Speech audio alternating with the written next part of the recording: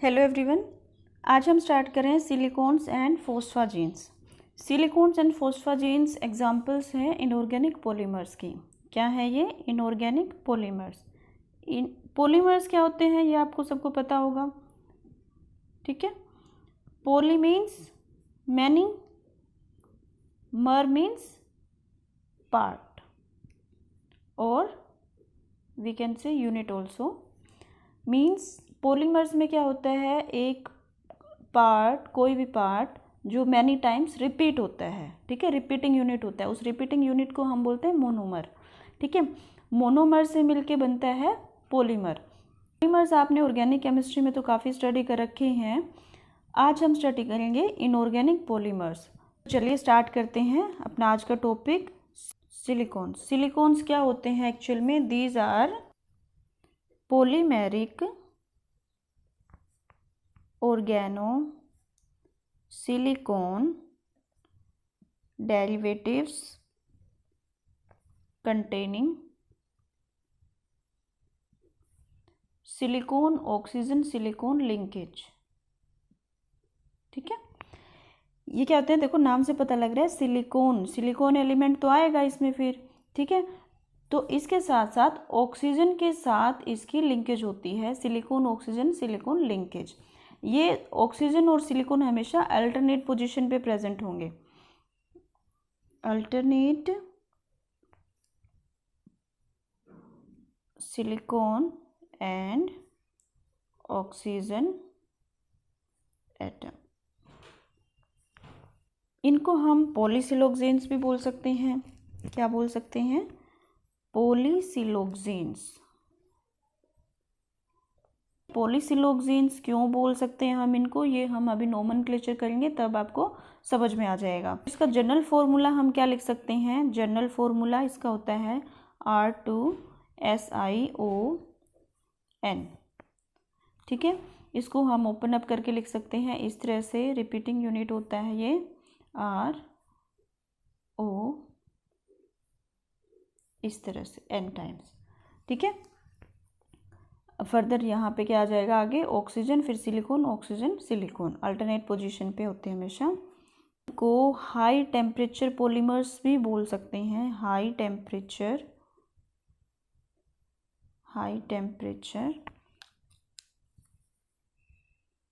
Polymers, ठीक है।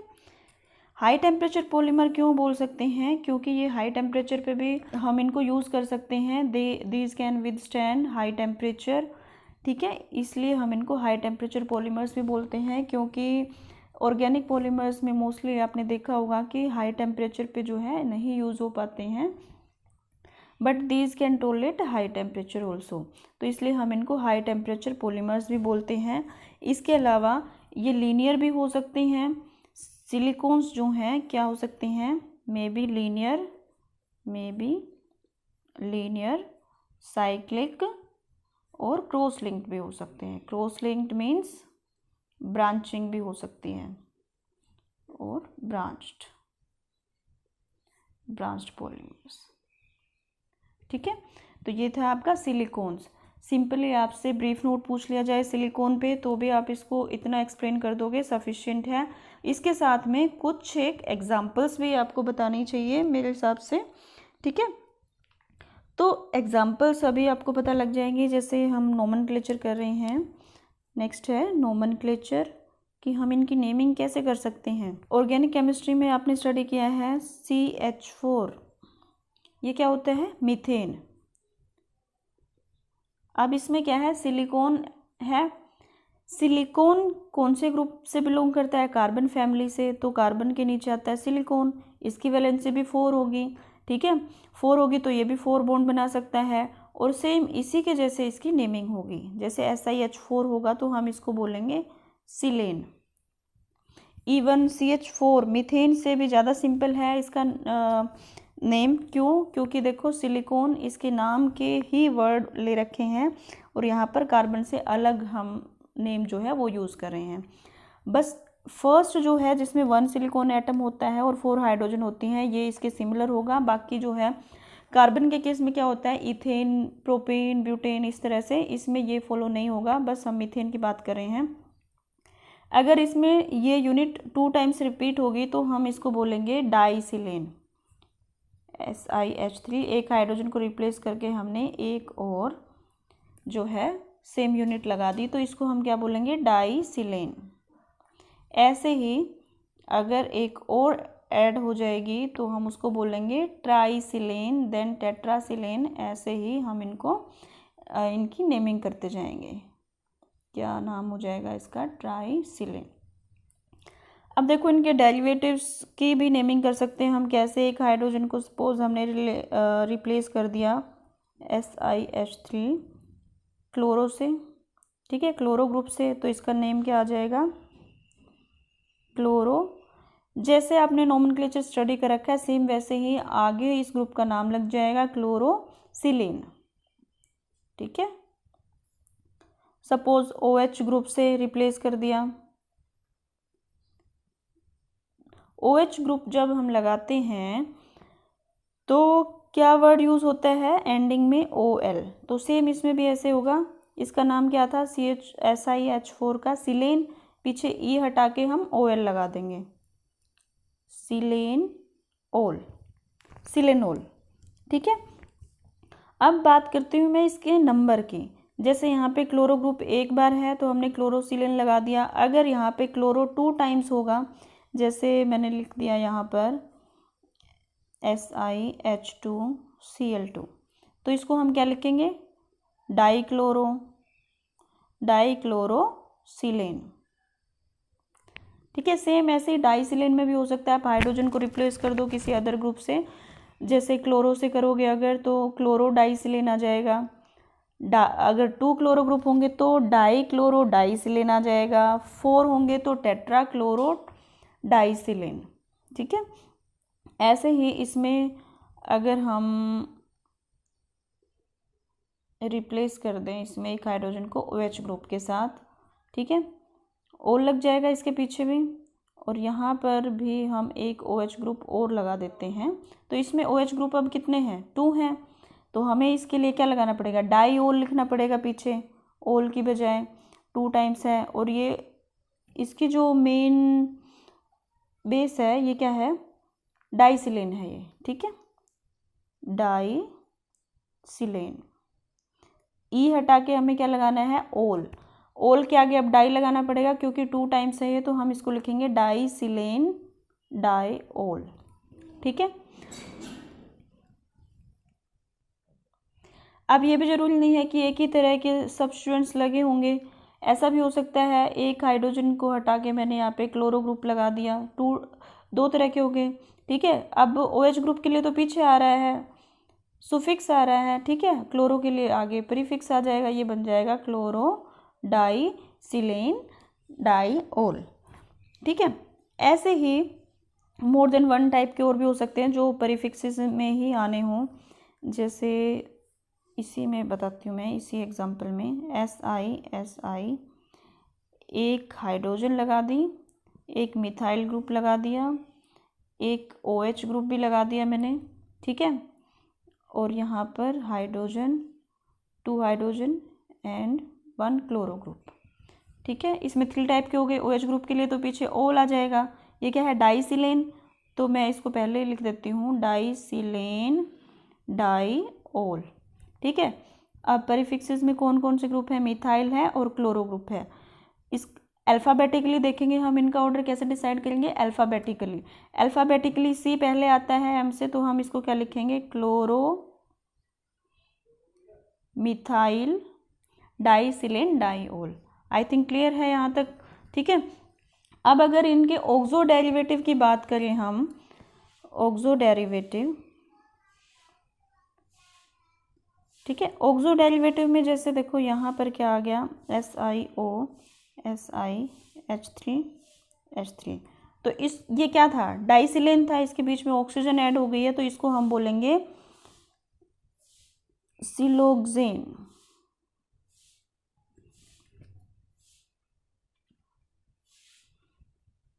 डाइसिलेन था तो हम इसको बोलेंगे डाइसिलोक्सेन, ठीक है।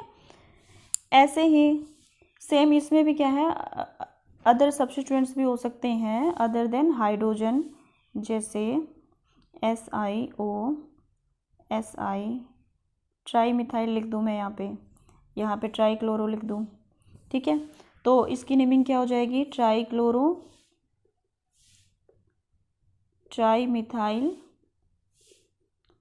Die siloxane. क्लियर है।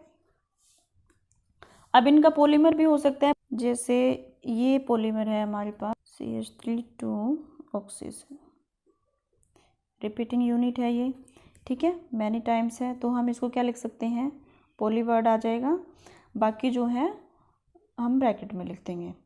इसमें क्या है, मिथाइल ग्रुप 2 टाइम्स है तो हम लिख देंगे डाई मिथाइल सिलोक्सेन। अब आपको पता लगा पॉलीसिलोक्सेन्स हम इनको क्यों बोल सकते हैं, सिलिकॉन्स को मैंने यहाँ लिखा था इसलिए क्योंकि सिलोक्सेन जो है इसमें रिपीटिंग यूनिट होता है, तो ये बन गया पॉली डाईमिथाइल सिलोक्सेन।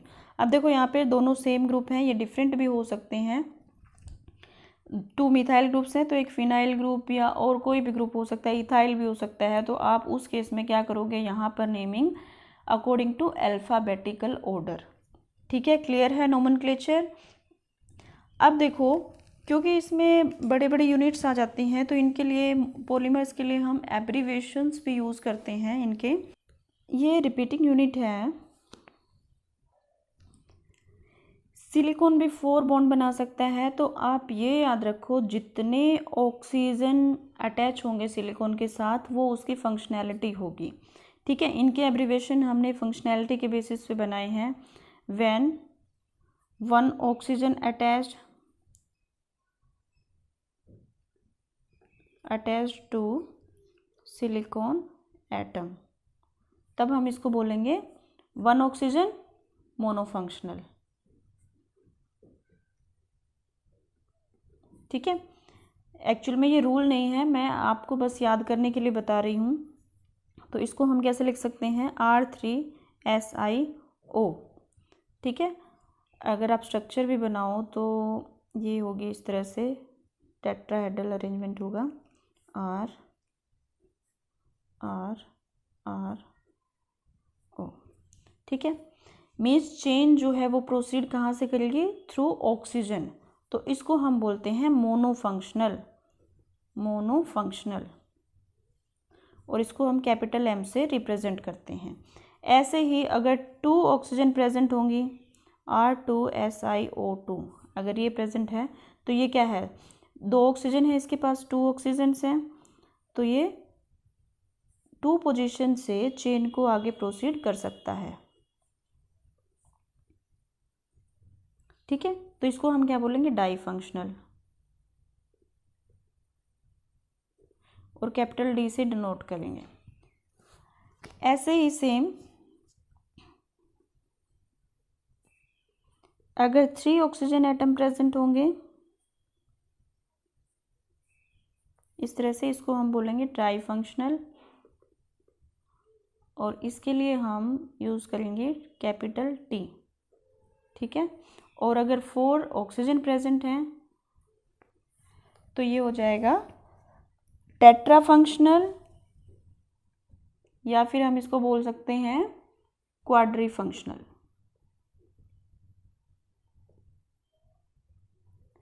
ठीक है। अब कैपिटल T तो हमने यहाँ पे यूज़ कर लिया एब्रीविएशन के लिए, तो इसके लिए हम यूज़ करेंगे Q। अब कैसे यूज़ करते हैं इनको, जैसे देखो हमारे पास प्रेजेंट है ये, ठीक है, कितने प्रेजेंट होंगे, ये 3 मिथाइल ग्रुप अटैच्ड हैं, तो इसका नेम क्या था, ये है हेक्सामिथाइल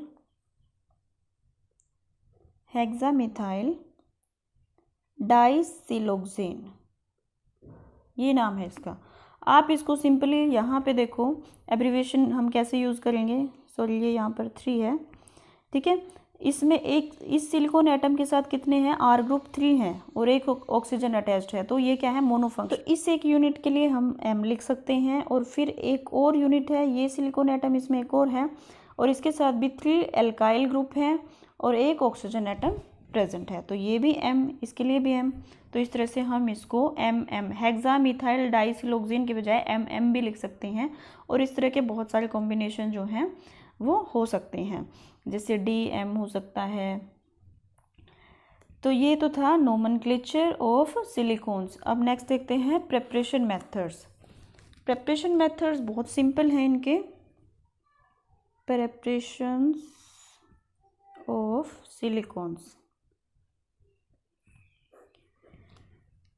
इसके लिए सिंपल स्टेप्स एक बार बताती हूँ मैं आपको। सबसे पहले देखो सिलिकॉन्स बना रहे हैं, सिलिकॉन एलिमेंट होना चाहिए हमारे पास, ठीक है, एलिमेंटल सिलिकॉन। तो फर्स्ट हमारा स्टेप होगा प्रेपरेशन ऑफ एलिमेंटल सिलिकॉन, ठीक है। फिर इससे क्लोरोसिलेन प्रिपेयर करेंगे, प्रेपरेशन ऑफ क्लोरोसिलेन्स। क्लोरोसिलेन से फिर ऑर्गेनोसिलेन बनाएंगे, ऑर्गेनोसिलेन। ऑर्गेनोसिलेन्स का फिर हाइड्रोलाइसिस कराएंगे, हाइड्रोलाइसिस। एंड फिर जो प्रोडक्ट बनेगा उसकी कंडेंसेशन रिएक्शन से, कंडेंसेशन ऑफ प्रोडक्ट फॉर्म्ड, फिर हमें फाइनली मिल जाएगा सिलिकॉन और वी कैन से सिलोक्सेन, ठीक है। चलिए प्रिपरेशन मेथड्स करते हैं। फर्स्ट स्टेप हम लेते हैं प्रिपरेशन ऑफ क्लोरोसिलेन्स, क्लोरोसिलेन्स, ठीक है। जैसे मैंने बताया सबसे पहले क्या करेंगे, हम एलिमेंटल सिलिकॉन प्रिपेयर करेंगे। इसके लिए हम इसको कैसे करते हैं, सिलिका लेंगे, सिलिका की रिडक्शन कराएंगे विद कार्बन, ठीक है, at high temperature, high temperature. ये हमें मिल जाएगा elemental silicon plus carbon monoxide gas. अब नेक्स्ट स्टेप क्या होगा, सिलिकॉन, एलिमेंटल सिलिकॉन हमें मिल गया। अब हमें बनाना है क्लोरोसिलेन। तो इसके कुछ मेथड्स हैं, जैसे हम इसको प्रिपेयर कर सकते हैं डायरेक्टली क्लोरीन के साथ रिएक्शन करवा दें, ठीक है, SiCl4 क्या बन गया, ये क्लोरोसिलेन। कंप्लीटली लिखूं तो मैं कितने क्लोरो ग्रुप कितने हैं, 4, तो ये हो जाएगा टेट्रा क्लोरोसिलेन, ठीक है। अब क्लोरोसिलेन से ऑर्गेनोसिलेन आप कैसे बना सकते हो, इसमें फर्स्ट जो मेथड है वो है बाय यूजिंग हम ग्रिग्नार्ड रिएजेंट भी प्रिपेयर कर सकते हैं। ग्रिग्नार्ड रिएजेंट क्या होता है, RMgX, ठीक है। तो जैसे यहाँ पर हमारे पास है Si, अगर बिल्कुल जनरल लिखूँ मैं तो ये हो जाएगा SiX4 लिख सकते हैं इसको, प्लस RMgX। तो ये क्या बन जाएगा, R जो है यहाँ अटैच हो जाएगा, RSiX3 प्लस MgX2, ठीक है, क्लियर है यहाँ तक। अब यहाँ पे सपोज हम क्लोरो ग्रुप ले लेते हैं, SiCl4 प्लस CH3 MgCl, ठीक है। तो ये क्या आ जाएगा, R क्या है अब, CH3 silicon Cl3 plus MgCl2। ऐसे ही आप अदर ऑर्गेनोसिलेन भी प्रिपेयर कर सकते हैं। जैसे अभी हमारे पास क्या प्रिपेयर हुआ है, CH3Cl3 SiCl3। अगर इसकी नेमिंग करें तो क्या होगी, ट्राईक्लोरो मिथाइल सिलेन, ठीक है। सपोज हमें डाईमिथाइल सिलेन प्रिपेयर करना है, तो हम कैसे प्रिपेयर करेंगे, फिर से हम ग्रिग्नार्ड रिएजेंट के साथ रिएक्शन करवा देते हैं। R लिख दिया मैंने यहाँ पे, CH3, ये आप सेम भी ले सकते हो ग्रुप और डिफरेंट भी, MgCl क्या बन जाएगा, CH3 2 ये आएगा दोबारा लिख देती हूँ मैं, CH3 twice silicon Cl2 plus MgCl2। ठीक है, क्लियर है। तो इसी तरह से आप फिर से इसकी रिएक्शन करवा दोगे ग्रिग्नार्ड रिएजेंट के साथ, तो यहाँ पे ट्राई मिथाइल हो जाएंगे। ठीक है, मिथाइल 3 टाइम्स हो जाएंगे और क्लोरो 1 रह जाएगा। ऐसे ही आप टेट्रा मिथाइल सिलिकॉन भी प्रिपेयर कर सकते हो, सिलेन प्रिपेयर कर सकते हो यहाँ पे।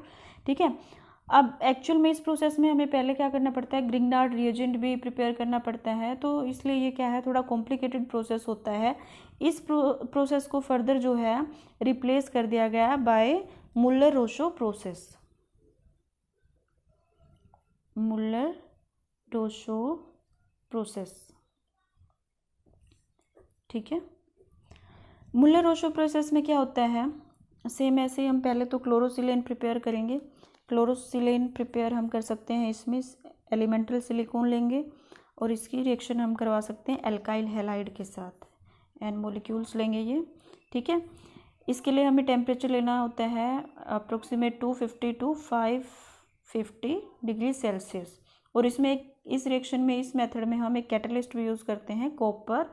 ठीक है, और ये हमारा बन जाता है RnSiCl4-N। ठीक है, for example silicon plus R अगर हम ले लें मिथाइल ग्रुप, ठीक है, मिथाइल ग्रुप CH3Cl, ये सपोज हम ले लेते हैं 2 मॉलिक्यूल्स। ठीक है, same conditions, copper catalyst, copper as catalyst, R2 यहाँ पे R हम ले रहे हैं मिथाइल ग्रुप।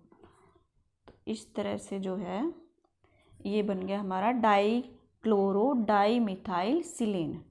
इसके अलावा और भी मेथड हैं, इसमें भी आप अदर ऑर्गेनोसिलेन भी प्रिपेयर कर सकते हो, और इनको प्रिपेयर करने के अदर मेथड्स भी हैं, जैसे सिलिकॉन H4 है, मतलब जिसमें SiH बॉन्ड होगा, इसमें आप ओलिफिन का एडिशन भी करवा सकते हो। जैसे इसमें मैं इथीन ऐड कर दूँ। ठीक है, इथीन ऐड करेंगे तो ये किस तरह से आ जाएगा, Si3 हाइड्रोजन मैं यहाँ पर रिप्रेजेंट कर देती हूँ उनको, और एक H जो है वो इसके साथ कंबाइन कर जाएगा, मीन्स Si बॉन्ड पे ये जो है ऐड हो जाएगी ओलिफिन, और ये बन जाएगा CH2CH3। ठीक है, इस तरह से भी आप ऑर्गेनोसिलेन जो हैं उनको प्रिपेयर कर सकते हो। एक और भी मेथड होता है, रीडिस्ट्रीब्यूशन रिएक्शन से भी आप प्रिपेयर कर सकते हो। तो ये मेथड्स हमने देखी ऑर्गेनोसिलेन क्लोरोसिलेन प्रिपेयर करने के। अब बारी है नेक्स्ट स्टेप की। क्या स्टेप था नेक्स्ट, हाइड्रोलिसिस। ये जो क्लोरोसिलेन प्रिपेयर हुआ है, इसका हाइड्रोलिसिस करवाएंगे। ठीक है, मीन्स मैं हेडिंग डाल सकती हूँ प्रिपरेशन ऑफ सिलिकॉन्स। ठीक है, तो इसमें हम क्या करेंगे, हमारे पास है CH3 डाई मिथाइल, ये काफ़ी इम्पोर्टेंट ऑर्गेनोसिलिकॉन है, सिलिकॉन नहीं सिलेन है, क्योंकि ये स्टार्टिंग मटेरियल होता है सिलिकॉन फॉर्मेशन के लिए। अगर हम लीनियर की बात करें, पहले हम कर रहे हैं प्रेपरेशन ऑफ लीनियर सिलिकॉन्स। ठीक है, क्या करना है, सिंपली इसका हाइड्रोलिसिस करवाना है। 2 वाटर मॉलिक्यूल्स लिए हमने, हाइड्रोलिसिस होगा, HCl निकल जाएगा। ठीक है, यहाँ से 2 क्लोरो ग्रुप्स, यहाँ से OH का मैं इस तरह से अगर दिखाऊँ तो ये जो है OH नेगेटिव जो है यहाँ पे अटैच हो जाएगा, H पॉजिटिव यहाँ से और Cl नेगेटिव यहाँ से क्या निकल जाएगा, -HCl। कितने मॉलिक्यूल, 2 मॉलिक्यूल्स। तो ये हमारे पास आ गया CH3 डाई मिथाइल, और यहाँ पर लग गया OH ग्रुप, 2 OH ग्रुप। ठीक है, अगर नेम की बात करें तो ये क्या बन गया हमारे पास, डाई मिथाइल सिलेन डाइऑल। ठीक है, नोमेनक्लेचर आपको अच्छे से आना चाहिए, एग्जाम में कई बार पूछ लिया जाता है। अब नेक्स्ट स्टेप क्या होगा, देखो ये हमारे पास डाई मिथाइल सिलेन डाइऑल बन गया। इसको हम इस तरह से भी लिख सकते हैं OH OH CH3 ठीक है। अब देखो सेम ऐसे ही यूनिट के साथ रिएक्शन करवाएंगे, कंडेंसेशन रिएक्शन होगी। कंडेंसेशन क्या होता है, आपने ये भी पॉलीमराइजेशन में भी स्टडी कर रखा है। कंडेंसेशन में क्या होता है, यूनिट्स ऐड होते हैं, ग्रुप्स पार्ट्स ऐड होंगे और साथ में एक स्मॉल मॉलिक्यूल जो है वो एलिमिनेट होता है। ठीक है, जैसे वाटर भी हो सकता है, अमोनिया भी हो सकता है, CO2 भी हो सकती है। अब जैसे हमने इन दो पार्ट को हम ऐड कर रहे हैं, तो एक तो होता है सिंपली ऐड होना और एक होता है कंडेंसेशन रिएक्शन से। कंडेंसेशन मीन्स चाहे आप इसका OH ग्रुप ले लो और इससे H पॉजिटिव, या चाहे इसका OH या इसका H। ठीक है, मीन्स हमें निकालना क्या है, वाटर निकालना है कैसे भी।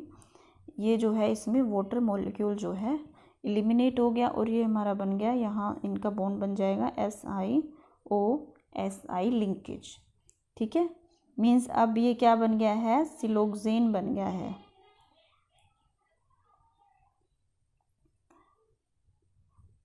अब कुछ समझ में आया इसमें, जब तक मीन्स चेन कहाँ से ग्रो कर रही है, OH ग्रुप के थ्रू।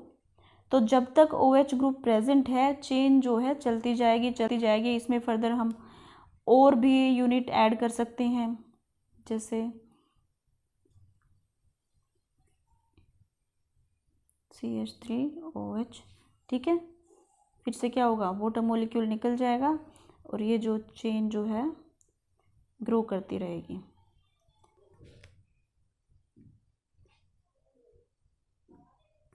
ठीक है, तो इस तरह से आप कितने भी यूनिट्स इसमें ऐड कर सकते हो, कितनी भी बड़ी चेन बना सकते हो, लॉन्ग चेन। तो इस तरह से क्या बन जाता है, ये हमारे पास बन गया लीनियर सिलिकॉन। अब हम देखें क्रॉस लिंक्ड सिलिकॉन्स कैसे प्रिपेयर कर सकते हैं। इसके लिए जैसे मैंने आपको बताया, चेन कहाँ से ग्रो करेगी, जहाँ पर OH ग्रुप प्रेजेंट होगा।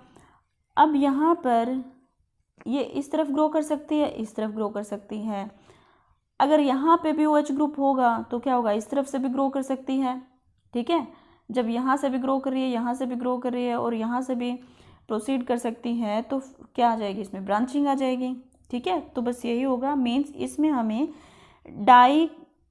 डाईक्लोरो डाई मिथाइल की बजाय ट्राईक्लोरो मिथाइल सिलेन की जरूरत पड़ेगी, वो प्रिपेयर करना पड़ेगा। ठीक है, वो कैसे प्रिपेयर कर सकते हैं हम, सिंपली हम एक एल्काइल हैलाइड लेंगे, अराइल हैलाइड भी ले सकते हैं। ठीक है, जैसे CH3Cl ले लिया हमने, methyl chloride plus elemental silicon plus हमें इसमें एसिड लेना पड़ेगा HCl।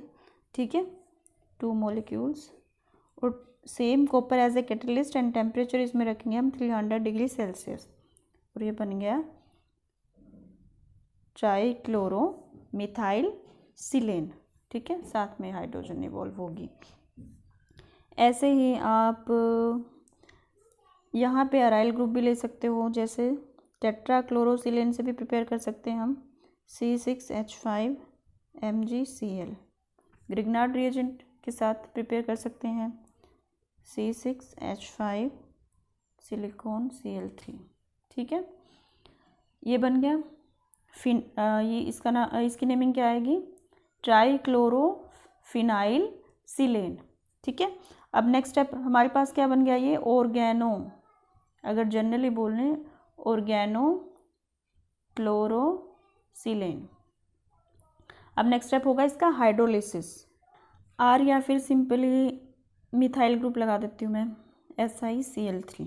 ठीक, हाइड्रोलिसिस करवाया, इसमें हमें 3 वाटर मॉलिक्यूल्स यूज़ होंगे, CH3 और ये जो है हाइड्रोलिसिस हो जाएगा, 3 OH ग्रुप आ जाएंगे, OH।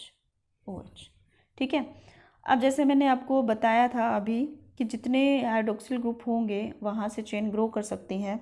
तो अगर मैं इसको इस तरह से शो करूँ, SiOH OH और OH, सेम ऐसा ही ग्रुप इसमें फिर से ऐड कर देती हूँ। सेम वही कंडेंसेशन रिएक्शन होगी, यहाँ से H, ये OH और ये आपका बन गया HSiR OH और ये आ गई सिलिकॉन ऑक्सीजन सिलिकॉन लिंकेज। तो सेम वही, जब तक OH ग्रुप प्रेजेंट है चेन जो है ग्रो करती जाएगी।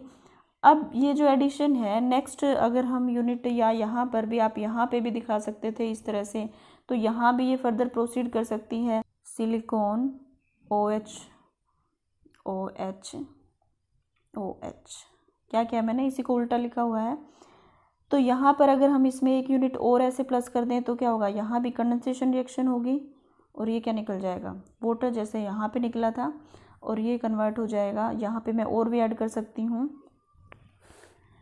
इस तरह से, silicon oxygen silicon R OH OH R OH, और ये वाला जो है यहाँ पे बॉन्ड बन गया, सिलिकॉन OH OH R। तो देखो सिंपली यहाँ पे ब्रांचिंग आ गई है, ठीक है। इसी तरह से यहाँ पे भी अटैच हो सकता है, यहाँ पर भी, यहाँ पर भी, जब तक कि हम यहाँ इनको ब्लॉक नहीं करेंगे ये जो है पॉलीमर ग्रो करता जाएगा, ठीक है। तो इसको स्टॉप करने के लिए स्टॉपिंग यूनिट होना चाहिए। अगर आपको ये समझ में आया है तो आप खुद से भी आइडिया लगा सकते हैं कि हम इसको स्टॉप कैसे कर सकते हैं। ऐसे यूनिट के साथ रिएक्शन करवा के जिसमें सिर्फ एक OH ग्रुप होगा, ठीक है। जैसे हमने लीनियर पॉलीमर्स के बारे लीनियर पॉलीमर देखे थे, ये इसमें यहाँ पर अगर हम रिएक्शन करवा दें इसकी, इधर से भी स्टॉप करनी पड़ेगी चेन, इधर से भी हम यहाँ पे करवा देते हैं R3SiOH के साथ, ठीक है। 3 मिथाइल इथाइल कुछ भी हो सकते हैं, 3 R ग्रुप हैं और एक हाइड्रोक्सिल ग्रुप है। तो क्या होगा, यहाँ पर कंडेंसेशन रिएक्शन होगी, ठीक है। ये क्या आ जाएगा, SiCH3R विजिबल है इस तरह से, ठीक है। इसी तरह से हम इसके दूसरा पॉइंट है यहाँ पर, इसको भी आप ब्लॉक कर सकते हो। किससे ब्लॉक कर सकते हैं, जिसमें 3 एल्काइल ग्रुप होंगे, OH ग्रुप सिर्फ एक ही होगा, इसलिए हम इस ग्रुप को सेम यहाँ पे भी जो हमने ब्रांच्ड पॉलीमर किया है, ब्रांच्ड पॉलीमर प्रिपेयर किया है सिलिकॉन, ठीक है। तो इसमें क्या है, हमें स्टॉपिंग यूनिट ज़्यादा नंबर में रिक्वायरमेंट होगी इनकी। तो R3SiOH इस ग्रुप को हम बोलते हैं chain stopping unit, chain stopping unit.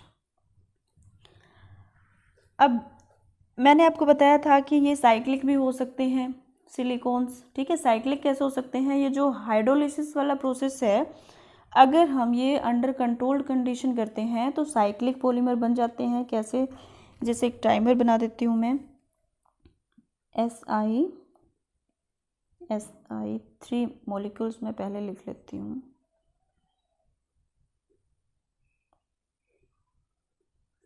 ठीक है। सिलिकॉन के साथ 2R ग्रुप,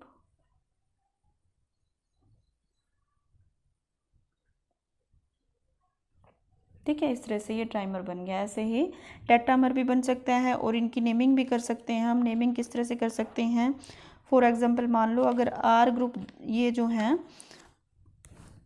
अगर मिथाइल हो R ग्रुप ये, ठीक है, तो हम इसको लिख सकते हैं trace if R is equal two methyl, ठीक है। देन इसका नाम हो जाएगा trace cyclo di methyl siloxane.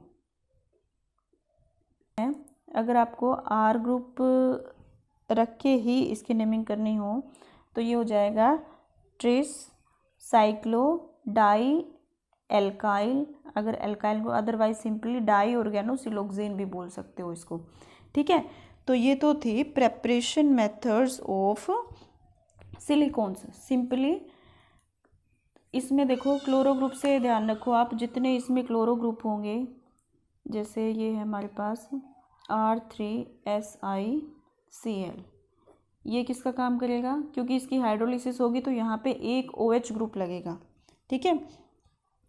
तो ये जो है as a chain stopping unit, अगर मैं कंप्लीट ही लिख देती हूँ इस तरह से, ये चेन स्टॉपिंग यूनिट का काम करेगा, चेन स्टॉपिंग यूनिट।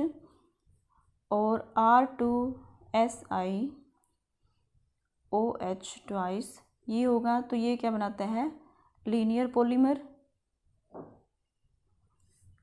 और RSiOH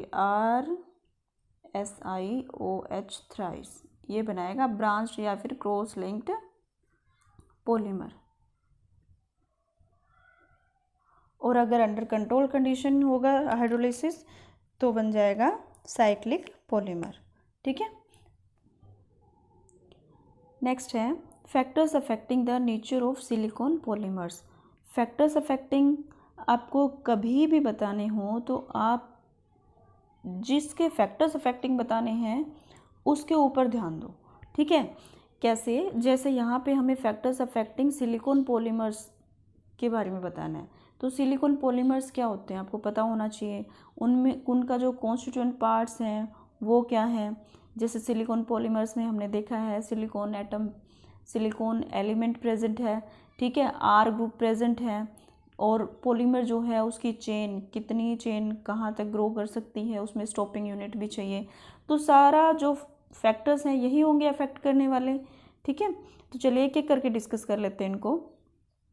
फर्स्ट है नेचर ऑफ एल्काइल और अराइल ग्रुप। जैसे मैंने आपको अभी बताया, एल्काइल ग्रुप और अराइल ग्रुप कौन से लगे हैं, किस टाइप के लगे हैं, उनके नेचर पे डिपेंड करेगा आपके पॉलीमर का नेचर, ठीक है, सिलिकॉन पॉलीमर का नेचर। इसके साथ अब एल्काइल और अराइल ग्रुप लगे हैं तो उनका डिस्ट्रीब्यूशन कैसा है।